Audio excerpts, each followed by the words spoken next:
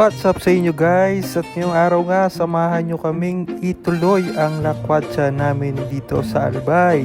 Samahan nyo kami dahil didiretso na kami sa hotel kung saan kami mag-stay at napakaganda ng pupuntahan. Dito pala kami nag-stay guys sa Onju Hotel.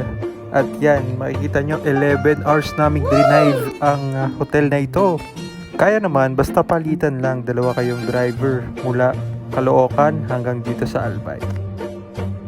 Sulit na sulit nga guys kasi enjoy na enjoy ang mga bata, pati na rin ang mga feeling bata.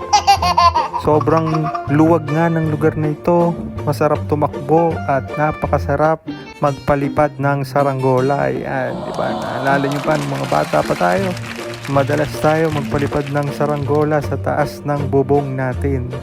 Dito pwede mo uling gawin yan. Ayan pa ang Albay, kitang-kita mo pa ang bundok Mayo na napakaganda.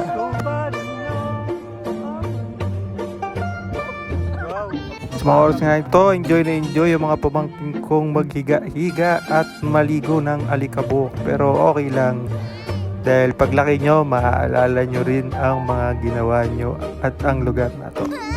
Yun lang guys, see you sa next video!